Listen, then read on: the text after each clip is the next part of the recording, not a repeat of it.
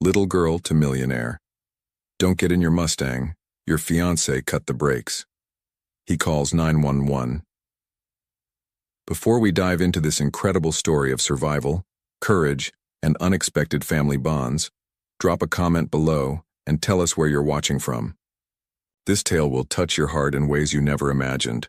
Enjoy the story. The October wind cut through Seattle like a knife, carrying the promise of an unforgiving winter. 6-year-old Lily Parker pressed her small frame against the cold brick wall, her breath forming tiny clouds in the frigid air. 3 months had passed since Grandma Rose's funeral, 3 months since her world collapsed entirely. The social workers had come twice already, their kind but persistent voices echoing through her mind. "Lily, you can't live alone. We need to find you a safe place." But Lily remembered what happened to Tommy from down the hall when they took him away. He never came back to visit Mrs. Chen like he promised. As darkness fell over the wealthy Magnolia neighborhood, Lily's desperate eyes found salvation. The Wilson Mansion's garage glowed with warm, inviting light. Unlike the other houses she'd passed, this one had something magical. Heat radiating from inside, protecting expensive cars from Seattle's brutal weather. Ryan Wilson, 42 and founder of Wilson Tech, was meticulously polishing his prized 1967 Mustang Shelby GT500. Tomorrow marked another milestone in his carefully planned life, finalizing wedding preparations with Rebecca Sinclair, the stunning financial consultant who'd swept him off his feet 8 months ago at a charity gala.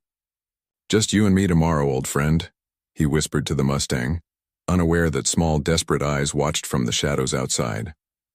When Ryan finally left, securing the garage with electronic precision, Lily slipped through a loose panel she'd discovered earlier. Behind towering equipment boxes, she created a tiny sanctuary, invisible, warm, and safe. As she curled up on a piece of cardboard, clutching her grandmother's worn photograph, Lily whispered the prayer Grandma Rose had taught her. "Please keep me safe until morning." She had no idea she'd just chosen the hiding spot that would change everything. But in the darkness outside, someone else was watching the Wilson Mansion with very different intentions.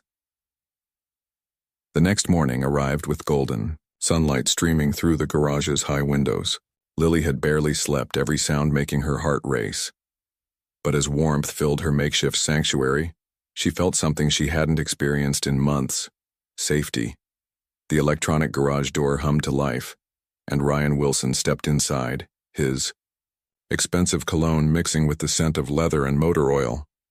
Behind him glided Rebecca Sinclair, her designer heels clicking against the polished concrete floor. "Darling, show me this mysterious wedding surprise you've been hiding," Rebecca purred, though her smile seemed practiced rather than genuine. Hidden behind the equipment boxes, Lily watched as Ryan's face lit up with boyish excitement. He led Rebecca to a car covered by a pristine white sheet. "Something old for our special day," he announced, pulling away the covering with theatrical flair. The restored Mustang gleamed like liquid fire under the lights. Rebecca's expression flickered, just for a moment, from forced enthusiasm to calculating assessment. "It's valuable, isn't it?" she asked, running her manicured fingers along the hood. "Priceless to me," Ryan replied, missing the distinction entirely. "My dad and I rebuilt the engine when I was 12. After the ceremony, we'll take her for a ride along the coast." From her hiding spot, Lily watched Rebecca's reflection in the car's chrome. The woman's smile never reached her eyes, and something about her reminded Lily of the mean lady at the grocery store, who always watched children suspiciously. But Ryan was different. The way he spoke to his cars, gentle and loving, reminded her of how Grandma Rose used to talk to her plants. "You've been patient, haven't you, beautiful?" he whispered to the Mustang, polishing an already perfect surface. After they left, Lily established her routine. During daylight hours, she remained perfectly still, practicing the hiding games Grandma Rose had taught her during their rare visits to the park.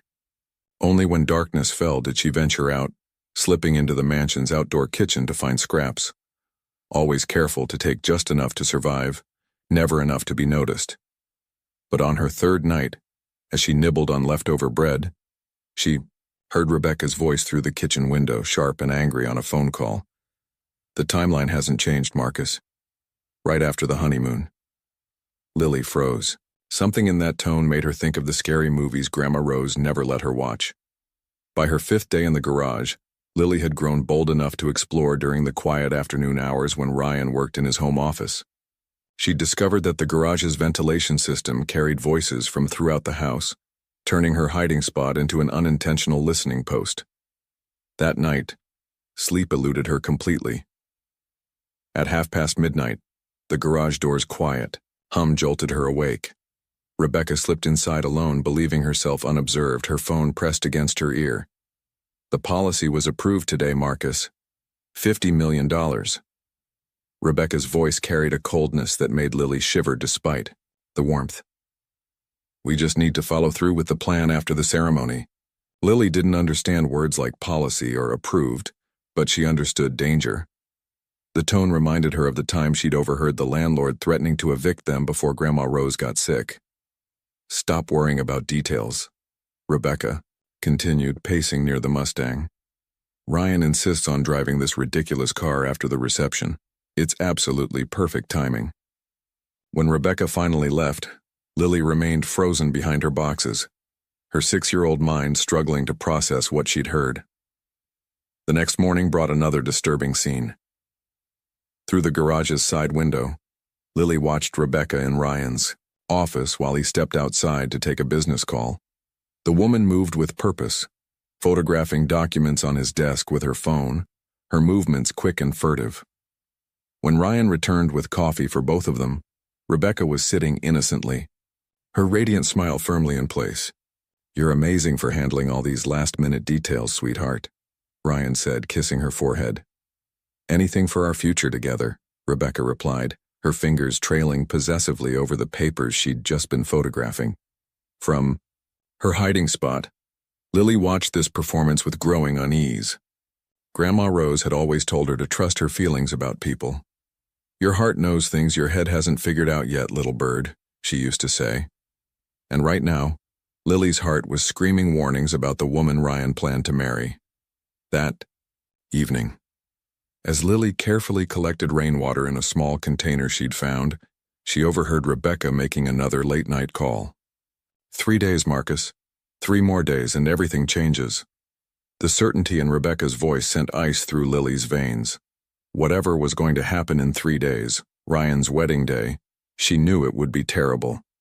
But who would believe a homeless 6-year-old hiding in a stranger's garage?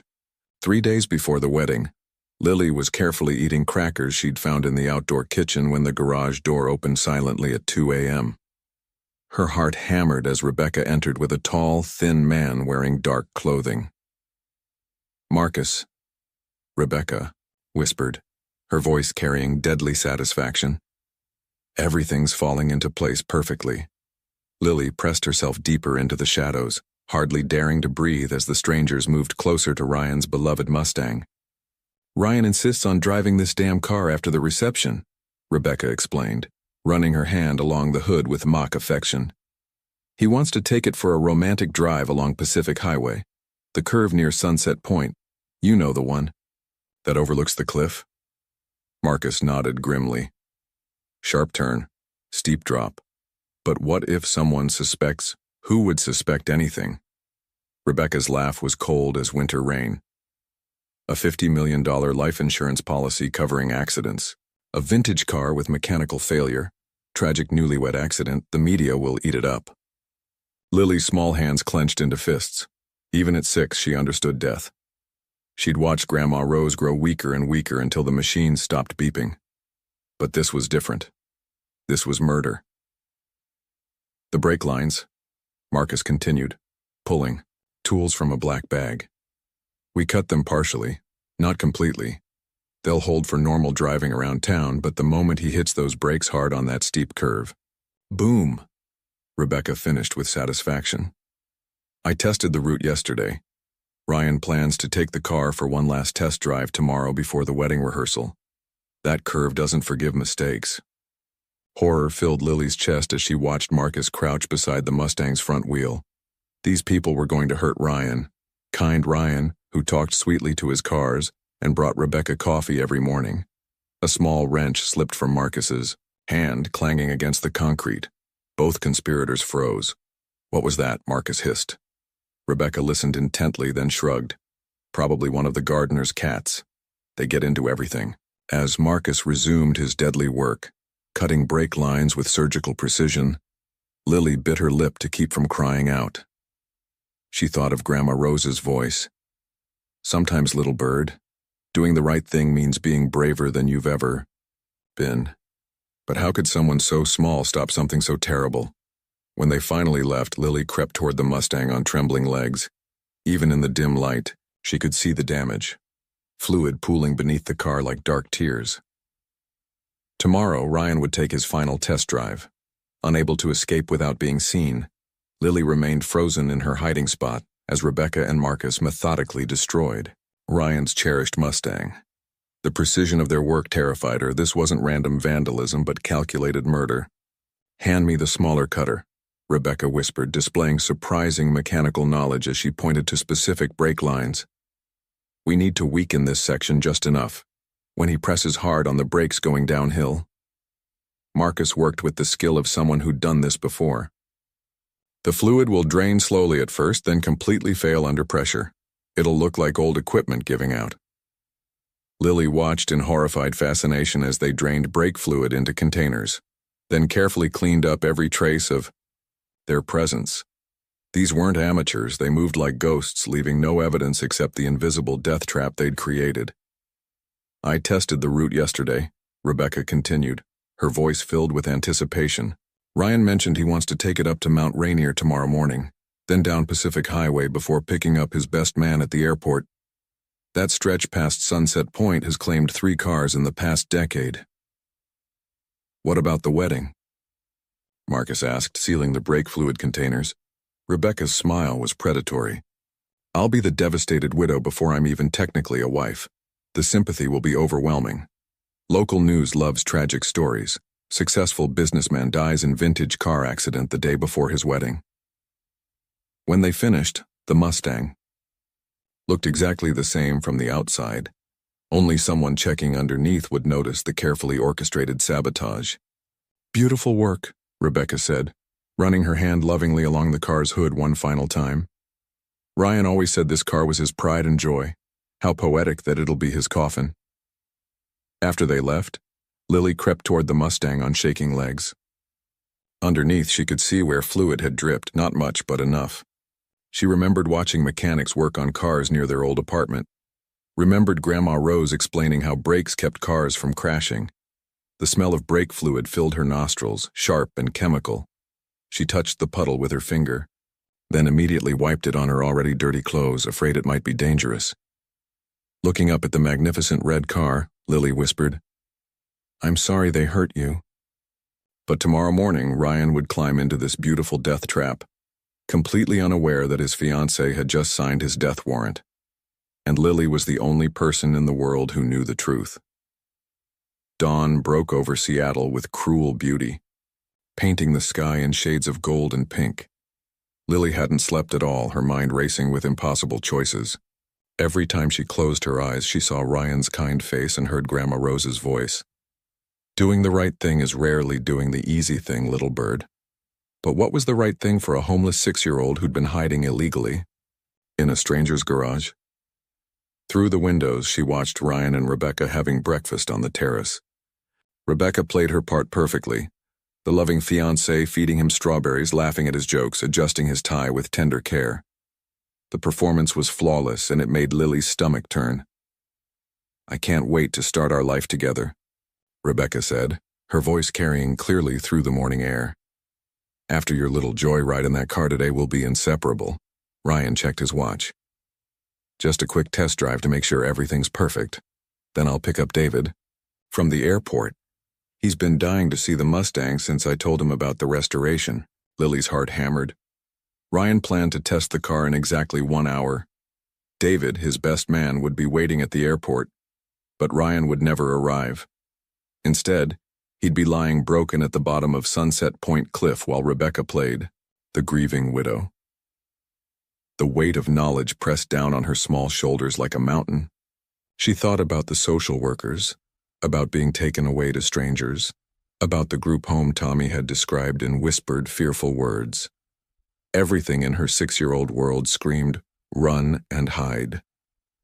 But then she remembered Ryan's gentle voice talking to his cars, the way he'd unknowingly provided her with warmth and shelter when she had nowhere else to go. He'd never even met her, but his kindness had saved her life.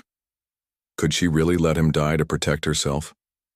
Through the garage window, she watched Ryan kiss Rebecca goodbye and start walking toward the garage, keys jingling in his hand. His face glowed with anticipation. He genuinely loved that car, loved his fiancée, loved his carefully planned life. A life that would end in 15 minutes if Lily stayed hidden. With a courage that would have made Grandma Rose proud, Lily made her choice. She couldn't save herself and let Ryan die. Some things mattered more than being safe. Taking a deep breath that tasted like motor oil and morning air, she stepped out from behind the equipment boxes for the first time in over a week. Ryan Wilson said goodbye to Rebecca with a tender kiss and walked toward the garage, spinning his keys around his finger like a man without a care in the world. The morning sun caught the metal, creating tiny rainbows that danced across the pristine driveway. Gathering every ounce of courage her small body possessed, Lily burst from the side garden and ran across the manicured lawn, her bare feet slipping on the dew-soaked grass. "Sir, don't get in your car," she screamed, her thin voice cutting through the peaceful morning air like a siren. The pretty lady broke it last night. Ryan froze mid-step, completely stunned by the apparition racing toward him. A tiny girl with tangled hair, wearing clothes that had seen better days, her eyes wide with desperate urgency. On the terrace, Rebecca's coffee cup slipped from her fingers, shattering against the white marble with a sound like breaking bones. Dark liquid spread across the stone like spilled blood. "Don't drive the red car, they want to hurt you," Lily continued, stopping just out of arm's reach but pointing directly at Rebecca, who was now rushing down the terrace steps with alarm painted across her features. "Darling, who is this child?" Rebecca's voice carried perfect concern, but her eyes blazed with barely contained fury. "We need to call security immediately. She's obviously been living on the streets." Ryan's business instincts, honed by years of reading people and situations, kicked into high gear. The child's terror was genuine. No 6-year-old could fake that level of fear. But more disturbing was something in Rebecca's reaction, a flash of panic before the concerned mask fell into place. "They cut the lines under your pretty car," Lily continued, her voice shaking but determined. "The man with dark clothes and the lady with sharp fingernails. They said you'd crash at the scary curve." "This is ridiculous," Rebecca snapped, her composure cracking slightly. "Ryan, she's obviously mentally unstable. We need to call the authorities and have her removed from the property." But Ryan was studying Lily's face, seeing something that made his blood run cold. This wasn't the rambling of a disturbed child. This was testimony delivered with the precision of someone who'd witnessed something horrific. "What's your name, sweetheart?" he asked gently, ignoring Rebecca's increasingly frantic protests. "Lily Parker," she whispered. "And I've been living in your garage because it's warm and safe. But your car isn't safe anymore. Please don't drive it." Ryan pulled out his phone with steady hands. "I'm calling 911, he announced, his voice calm but deadly serious. "I want both police and a mechanic here immediately." Rebecca's face went white as winter snow. "They broke your red car to make you crash," Lily insisted, maintaining her distance while pointing an accusatory finger at Rebecca, who approached with a smile that never reached her eyes. "Sweetheart, someone clearly needs to call Child Protective Services," Rebecca said, her voice dripping with false concern. "This poor little thing has obviously been living rough. She's probably hallucinating from hunger and exposure." Ryan noticed how Rebecca positioned herself between him and the garage, blocking his path to the Mustang. Her body language spoke volumes. Protective, defensive, almost territorial. "Ryan, we can't take the word of a homeless child who's been trespassing on our property," Rebecca continued, her tone becoming more urgent. She could be mentally ill or making up stories for attention. But Lily stood her ground, trembling yet determined. I saw them with the tools. The scary man called Marcus and the pretty lady who pretends to love you. They said $50 million when you die. The specificity of that number hit Ryan like a physical blow. His life insurance policy, information that only Rebecca and his lawyer knew, his instincts, which had built a tech empire from nothing, screamed danger. I'm calling 911, he repeated, his thumb already dialing. We'll let the professionals sort this out. Ryan, please. Rebecca's mask slipped further, revealing something desperate underneath. You're really going to trust some vagrant child over your own fiancé, after everything we've built together? If there's nothing wrong with the car, then there's no harm in having it checked, Ryan replied with businessman's logic, the phone already ringing on the other end. Rebecca's face cycled through emotions, panic, anger, calculation. You're embarrassing us both.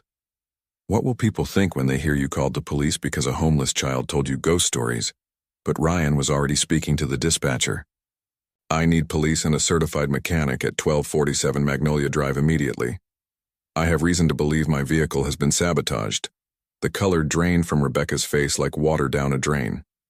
In that moment, Lily saw something that terrified her more than hunger or cold ever had, the look of a cornered predator realizing the hunt had gone wrong. You'll regret this, Ryan, Rebecca whispered so quietly that only Lily caught the words. Both of you. As sirens wailed in the distance, growing closer with each passing second, Lily pressed closer to Ryan's protective presence, sensing that the real danger was just beginning.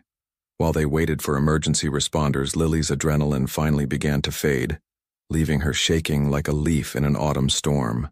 The magnitude of what she'd done, revealing herself after hiding for nearly 2 weeks, crashed over her in waves. I was so cold outside, she whispered to Ryan, expecting punishment. Your garage was warm and safe. I didn't take much food, I promise.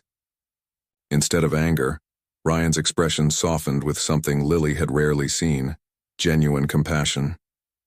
Maria, he called to his housekeeper, please bring hot chocolate and a blanket. Rebecca watched this exchange with barely concealed fury. Ryan, you're encouraging a criminal. She's been stealing from us, trespassing on private property. We should press charges. She's 6 years old, Ryan replied firmly, his protective instincts fully engaged.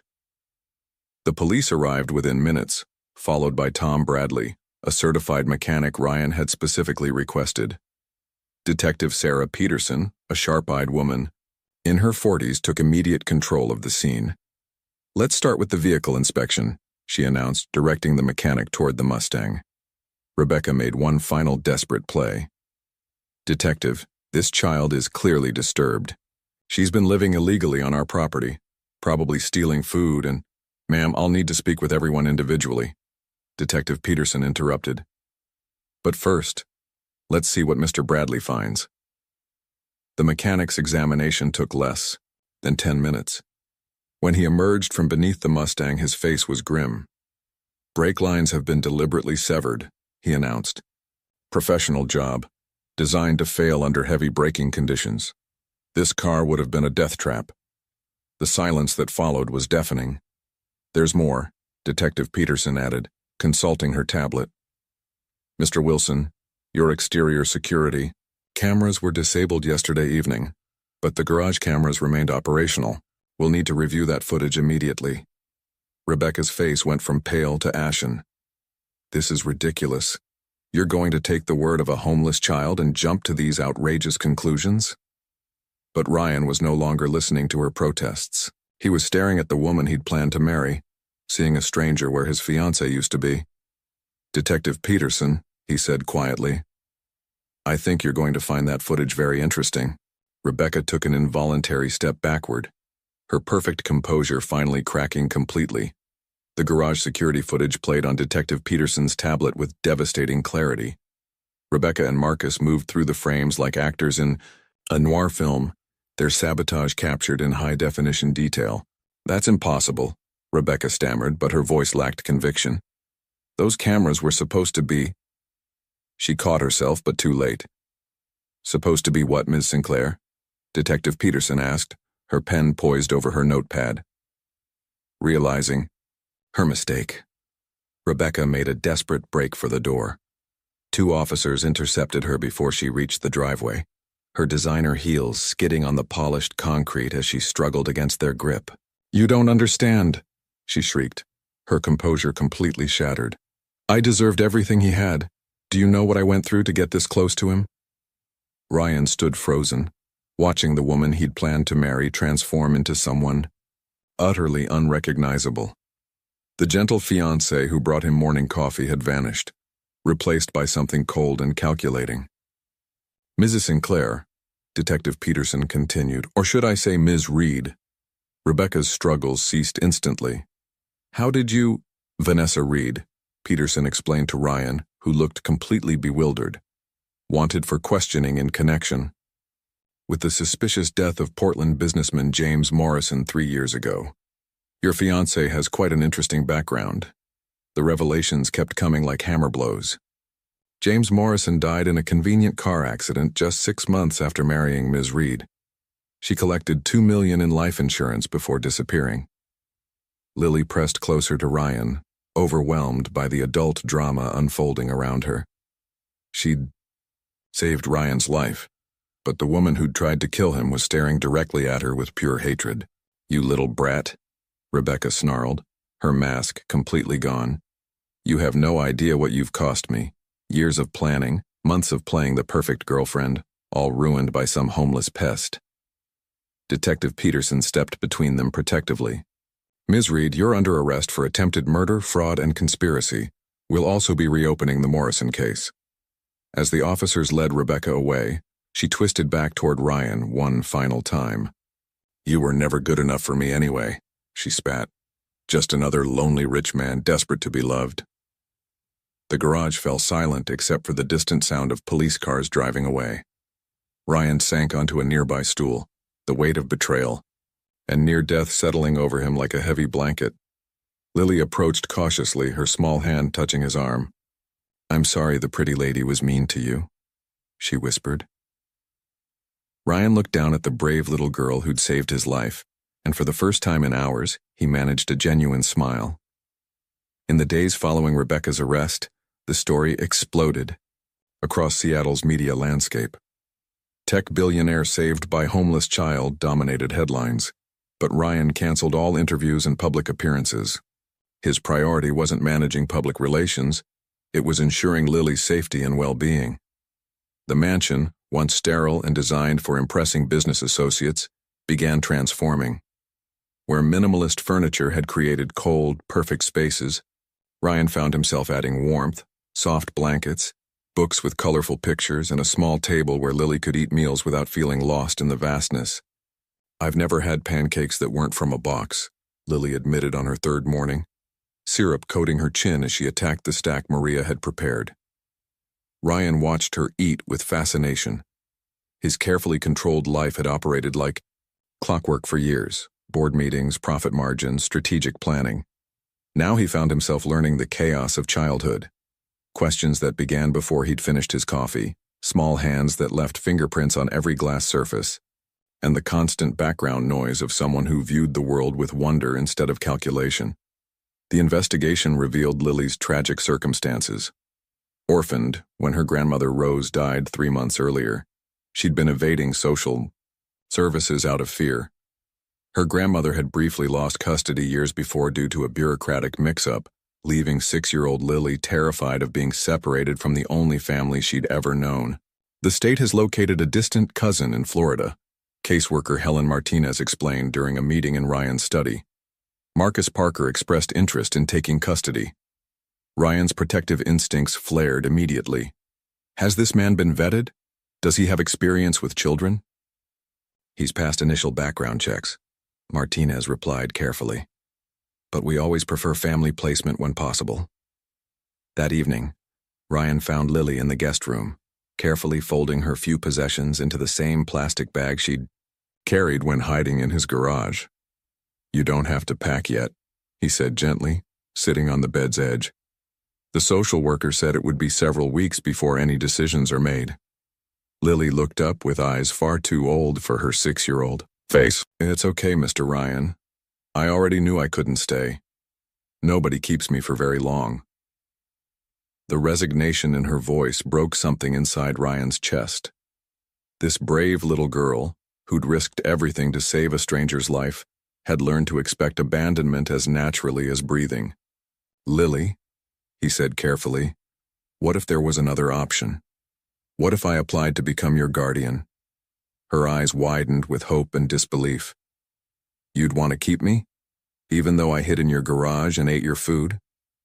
Especially because you were brave enough to save my life, Ryan replied, surprised by the certainty in his own voice. If you'd like to stay here, I'd like you to stay too. For the first time since he'd known her, Lily smiled. Really smiled. And Ryan realized his carefully planned life had just taken the most important detour of his 42 years. 2 weeks after Rebecca's arrest, the full scope of her deception began unraveling like a carefully woven tapestry pulled apart thread by thread. Detective Peterson visited the mansion on a gray Thursday morning, her expression grim as she spread files across Ryan's dining room table. What we've discovered about Vanessa Reed is disturbing, she began, opening a thick folder. The Portland case was just the beginning. We've identified a pattern spanning nearly 8 years. Ryan studied the photographs and documents while Lily colored nearby, her presence a constant reminder of how close he'd come to becoming another statistic. The evidence painted a chilling picture of calculated predation. 3 relationships with wealthy men, Peterson continued. James Morrison in Portland died in a car accident 6 months after marriage. David Chen in San Francisco fell from his yacht during what appeared to be a romantic evening cruise. Thomas Brennan in Denver barely escaped when his sister grew suspicious and hired a private investigator. Each case followed an identical pattern. Vanessa would meet her targets at charity events or upscale social gatherings, present herself as a successful professional, pursue a whirlwind romance, and push for quick engagement. The deaths, when they occurred, always appeared accidental and happened after substantial life insurance policies had been established. The scary part, Peterson added, is how thoroughly she researched each target. She knew their business, histories, their family situations, their vulnerabilities. This wasn't random, these men were carefully selected. Ryan felt a chill remembering how perfectly Rebecca had seemed to understand his interests, his loneliness, his desire for family. Every conversation, every shared moment, every intimate detail had been calculated manipulation. The media attention intensified as the investigation expanded. News vans lined Magnolia Drive. Reporters shouted questions whenever Ryan left the eye. House and social media buzzed with speculation about the Black Widow of the Pacific Northwest. Ryan hired security and had his attorney issue statements, but the circus continued. More troubling than public scrutiny was the private shame eating away at Ryan's confidence. How had someone so successful in business, someone who built a tech empire through reading people and situations, been so completely fooled? I pride myself on understanding human nature, he confided to his longtime friend and attorney, David Patterson, during a late-night conversation in his study. I've negotiated million-dollar deals, spotted corporate espionage, identified dishonest competitors. How did I miss something this obvious? David, who'd flown in from New York immediately after hearing the news, poured himself another scotch. Because she was a professional, Ryan. This was her career. You were looking for love, not analyzing a business adversary. The psychological impact extended beyond wounded pride. Ryan found himself questioning every interaction, every decision, every instinct that had once seemed reliable. Sleep became elusive as his mind replayed moments with Rebecca, searching for signs he'd missed, warnings he'd ignored. Meanwhile, Lily adapted to mansion life with the resilience of childhood, but her own trauma surfaced in unexpected ways. She hoarded food in her room, checked locks repeatedly before sleeping, and sometimes woke screaming from nightmares about the pretty lady coming back. She was so angry when they took her away, Lily whispered during one of these midnight episodes, clinging to Ryan as he comforted her.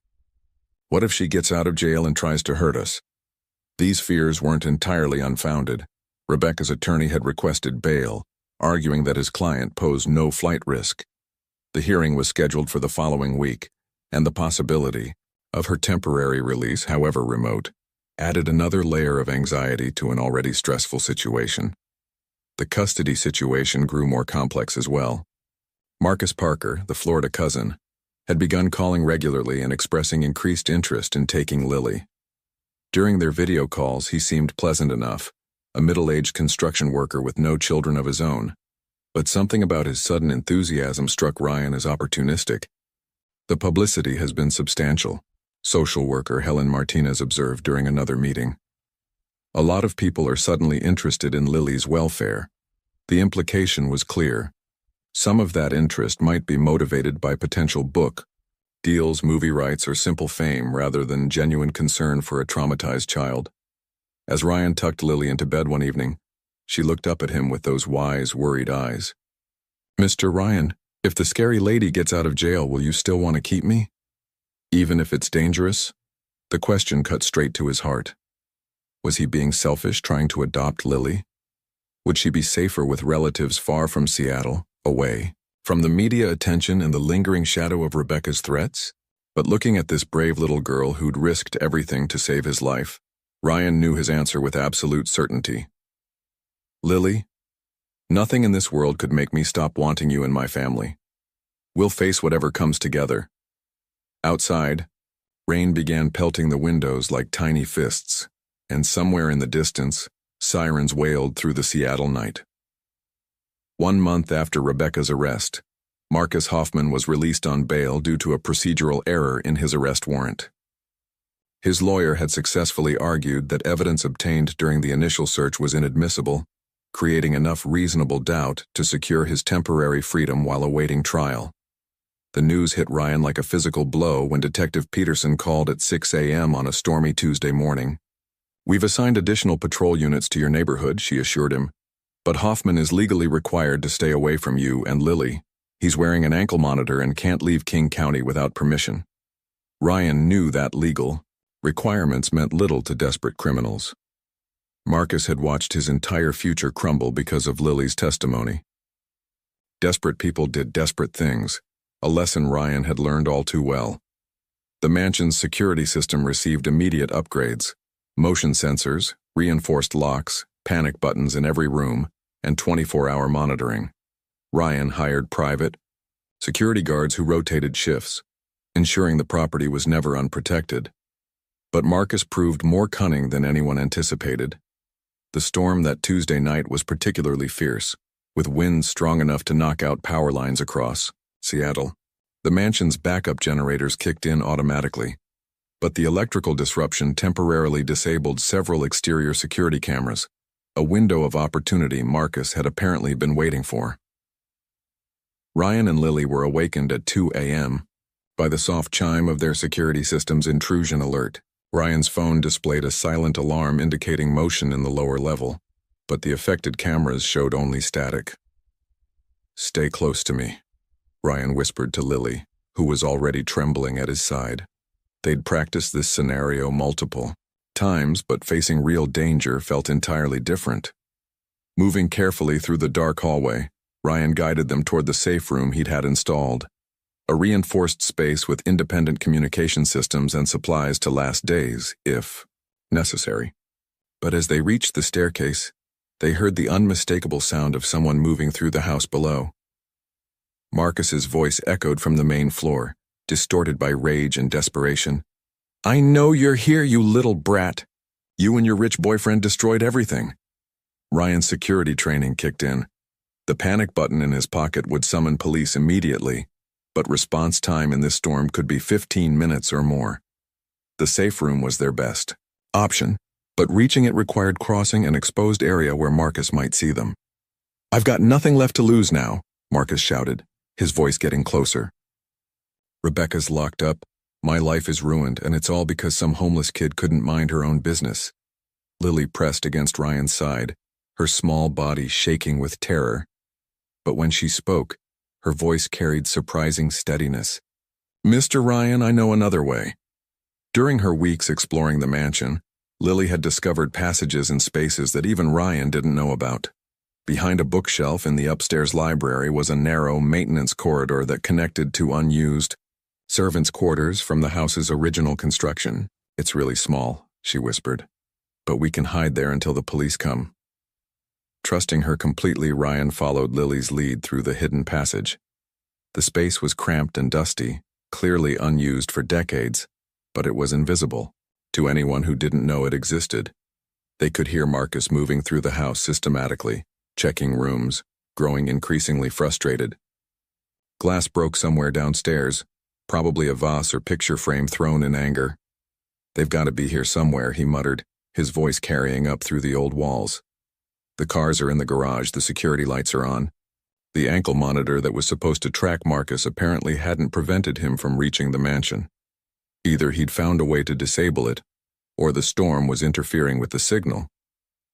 For 20 agonizing minutes, they waited in the narrow space while Marcus searched the house. Lily remained remarkably calm, her survival instincts honed by months of hiding.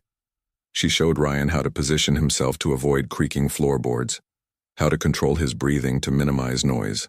"You're very brave," Ryan whispered, marveling at this child who'd already survived more trauma than most adults ever faced. "Grandma Rose always said scared and brave aren't opposites," Lily replied softly. "You can be both at the same time." Finally, they heard sirens approaching through the storm. Red and blue lights flashed through the hidden room's tiny window as police vehicles surrounded the mansion. Marcus's voice turned desperate. "This isn't over. You hear me? This isn't over." There was a crash, followed by shouting, then the distinctive sound of a struggle. Heavy footsteps moved through the house, this time accompanied by police radios and authoritative voices. "Clear upstairs," someone called out. "Suspect in custody," came another voice, when Detective Peterson's familiar voice called their names. Through the mansion's intercom system, Ryan and Lily finally emerged from their hiding place. They found Marcus handcuffed in the main foyer, his ankle monitor clearly visible and clearly still functioning. "How did he get past the security perimeter?" Ryan demanded. Peterson's expression was grim. "He used the storm surge to approach from the water side, came up through your private beach access during the worst of the weather. We didn't think anyone would be crazy enough to attempt it in these conditions." But Marcus had been exactly that crazy, desperate enough to risk everything for revenge against a 6-year-old child who'd simply tried to save an innocent man's life. As they led Marcus away, this time with additional charges including breaking and entering, stalking, and violating bail conditions, he twisted back toward Lily one final time.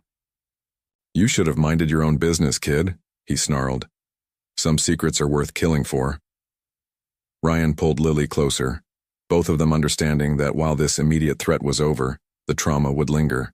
But they'd faced it together, and somehow that made all the difference. In the morning, Detective Peterson would tell them that Marcus's bail had been permanently revoked and that he'd likely face federal charges for the ankle monitor violation. The immediate danger was over, but for now, as storm winds howled outside and emergency vehicles departed, Ryan and Lily sat together in the library, both grateful to be alive and safe, and both understanding more clearly than ever that they needed each other. 4 months after that terrifying night in the hidden passage, Lily faced her greatest challenge yet, testifying in court against Rebecca and Marcus.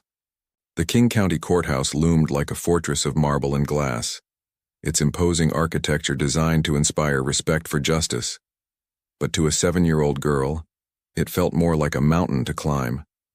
Ryan had spent weeks preparing her for this moment, working with victim advocates and child psychologists to ensure she understood what would happen. They'd practiced in mock courtrooms, role-played with friendly attorneys, and discussed how telling the truth, even when it was scary, was the most important thing she could do. "Remember, Lily," Prosecutor Amanda Chen explained during their final preparation session, "you just need to tell what you saw and heard. Don't worry about anything else. Mr. Ryan will be right there in the courtroom, and I'll be asking the questions." But knowing what to expect and actually facing it were entirely different experiences. The courtroom was packed with reporters, legal observers, and spectators drawn by the sensational nature of the case. Rebecca sat at the defendant's table wearing a conservative blue dress and pearl earrings, looking every inch the respectable businesswoman rather than the calculating killer she'd proven to be. Her transformation was so complete that Lily had to look twice to recognize the woman who'd sabotaged Ryan's car. Marcus, facing charges in a separate but related trial, would testify later as part of a plea agreement. His lawyer had negotiated reduced charges in exchange for his complete cooperation, a development that had added another layer of complexity to an already intricate case. When Lily's name was called, the courtroom fell silent. Ryan squeezed her hand as she walked toward the witness stand, her small figure dwarfed by the formal proceedings around her.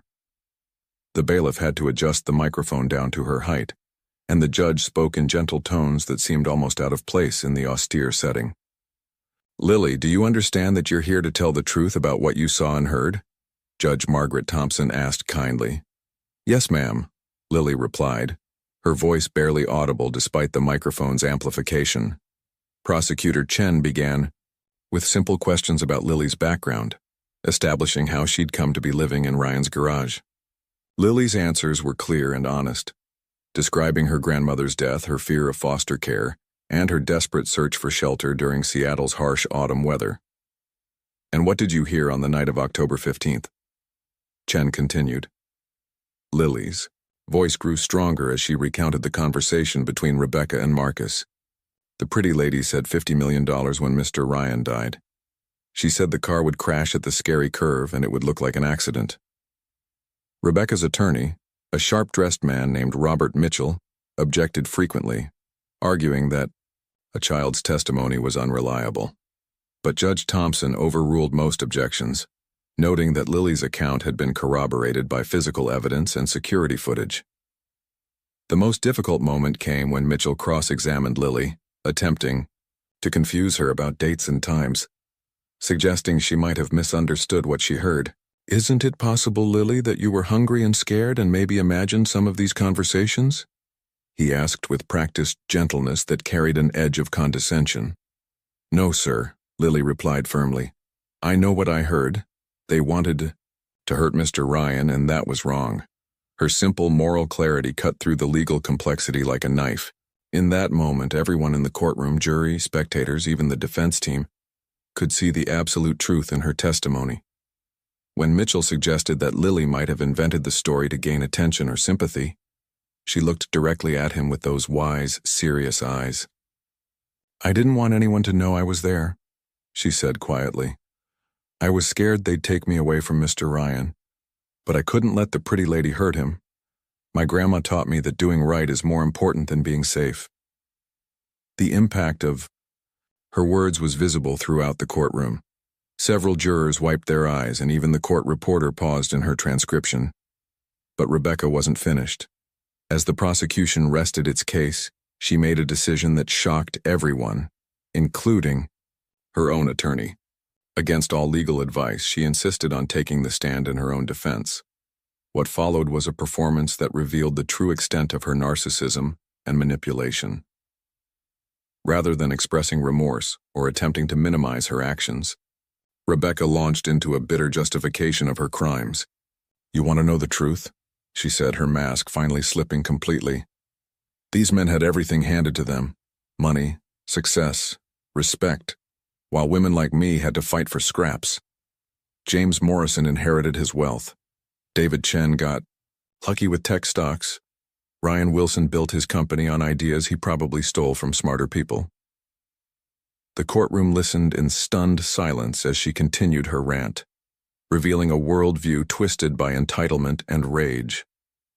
"I gave them what they wanted: a beautiful woman who made them feel special.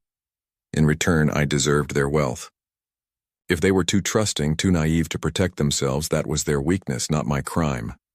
Her attorney tried desperately to stop her testimony, but Rebecca was beyond control. Years of suppressed anger poured out in a torrent of self-justification that destroyed any remaining sympathy the jury might have felt. "And that little brat," she added, pointing directly at Lily, "should have minded her own business. Children should be seen and not heard, especially homeless children with no right to interfere in adult affairs." Judge Thompson had to gavel for order as murmurs rippled through the courtroom. Ryan's hands clenched into fists, his protective instincts screaming at Rebecca's attack on Lily, but Lily herself remained calm, looking at Rebecca with something approaching pity. "She's very angry," she whispered to Ryan after they left the courthouse that day. "Grandma Rose said angry people usually hurt because someone hurt them first." The jury deliberated for less than 3 hours. Rebecca was convicted on all charges: attempted murder, fraud, conspiracy, and multiple counts related to her previous crimes. The judge sentenced her to 25 years in federal prison without possibility of parole for 15 years. As Rebecca was led away in handcuffs, she maintained her defiant demeanor until the very end. "This isn't justice," she called out. "This is persecution of a woman who refused to be a victim." But her words fell on deaf ears. Justice had been served not through revenge or hatred, but through the simple courage of a little girl who chose to do what was right, even when it was terrifying. Outside the courthouse, as media cameras flashed and reporters shouted questions, Ryan lifted Lily into his arms. "Are you okay?" he asked softly. Lily nodded, then smiled, the first truly carefree smile he'd seen from her since this ordeal began. "Can we go home now, Mr. Ryan?" "Yes," he replied, his voice thick with emotion. "Let's go home." 1 year after that fateful October morning, when a desperate little girl emerged from a garage to save a stranger's life, the Wilson mansion had transformed beyond recognition. Where once stood sterile showcases designed to impress business associates, warm living spaces now invited actual living.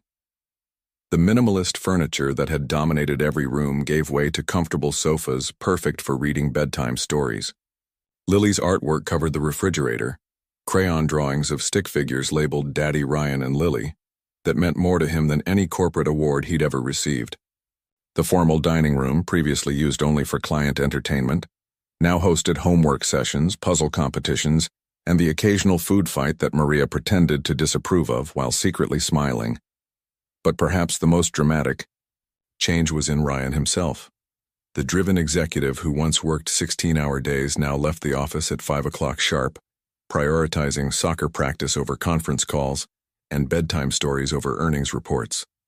His assistant had initially worried about this dramatic shift in priorities, but Wilson Tech's performance had actually improved under his more balanced leadership. Turns out, he confided to his business partner during a rare late-night strategy session, having something more important than work makes you better at work, not worse. The legal proceedings had finally concluded with satisfying resolution. Rebecca received 25 years in federal prison, while Marcus, who had cooperated fully with prosecutors, was sentenced to 8 years for his role in the conspiracy. Both would serve their time far from Seattle, ensuring Lily's safety and peace of mind. More importantly, the adoption proceedings had reached their joyful conclusion. After months of home visits, background checks, and psychological evaluations, Judge Patricia Williams had signed the final papers making Lily officially part of the Wilson family. "It's rare," the judge had commented during the ceremony, "to see such a clear case of a child and parent being meant for each other." On this anniversary morning, exactly 1 year since Lily had run across the lawn shouting warnings about the pretty lady, Ryan had planned a special celebration. He found Lily in the breakfast nook, carefully arranging rainbow sprinkles on pancakes Maria had made in the shape of a heart. "Today's our special day," Lily announced with 7-year-old solemnity. "The day I saved you and you saved me." Ryan smiled, marveling at her ability to see their relationship as mutual rescue rather than one-sided charity. In truth, she was absolutely right. Lily had saved him from far more than Rebecca's murder plot. She'd saved him from a life of lonely success, from relationships built on deception, from the hollow victory of achieving everything except what truly mattered. "I have something for you," Ryan said, producing a small wrapped box from behind his back. Lily's eyes widened with excitement as she carefully removed the ribbon, a skill she'd learned from Ryan, who believed in savoring special moments rather than rushing through them. Inside was a small golden key attached to a delicate chain. "What's it for?" she asked. holding it up to catch the morning sunlight streaming through the kitchen windows. "Come see," Ryan replied mysteriously, leading her through the French doors, onto the back terrace. There, in the corner of the garden where Lily had once hidden in fear, stood the most magnificent treehouse Seattle had ever seen. Built from cedar and glass, it was large enough for 2 people, but designed with 7-year-old sensibilities, complete with a rope ladder, telescope for spying on squirrels, and most importantly, a perfect view of the garage where their story had begun.